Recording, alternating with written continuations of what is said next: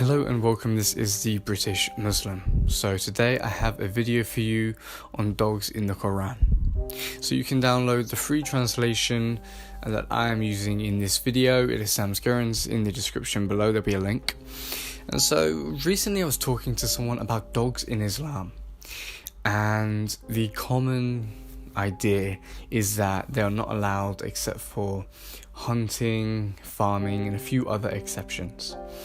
Because they are apparently dirty animals. And from my research, just reading the Quran, I'd never come across a verse saying that you're not allowed dogs, or that dogs are dirty, or anything indicating anything negative about dogs in the whole of the Quran. And so I began doing my research, and I will give you every instance that the dog is mentioned in the Quran. It's about 5 times. And then I'll go on to say why I believe it is not forbidden in Islam from a Quran only perspective.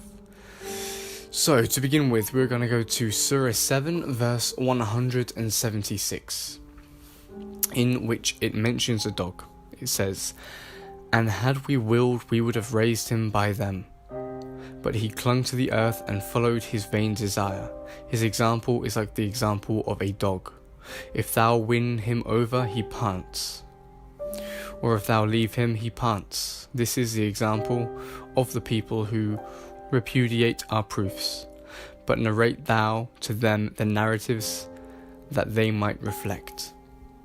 So this was very simply just using a dog as a metaphor. He was saying he pants like a dog.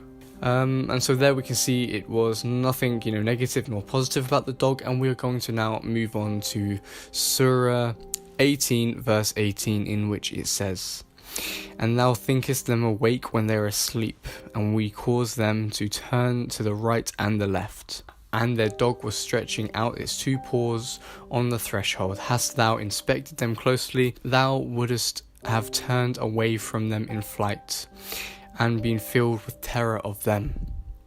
So again, nothing negative about the dog. Very simply just stating a dog present in this verse, referring to the fair believers in the cave. And now moving on to the final verse in which dogs are mentioned, we're going to Surah 18, just verse 22. And so it says, "They will say 3, the 4th of them their dog, and they will say 5, the 6th of them their dog, guessing at the unseen. And they will say 7, and the 8th of them their dog. Say thou, my Lord knows best their number. None knows them save a few. So argue thou not concerning them save with a patent argument. And ask thou not an opinion concerning them from any of them." And so there we are. Now, the common approach from a Quran only perspective is that the Quran mentioned dogs in reference to the believers in the cave, and it said nothing negative about them if they were dirty, forbidden, haram, none of this.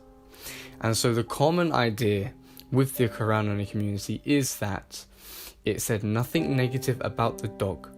It mentioned the dog in reference to the believers in the cave, the dog being their companion, that a dog is not haram. There's nothing stating that. It's very simply stating that the dog was with them. If it was haram, would God have not said so?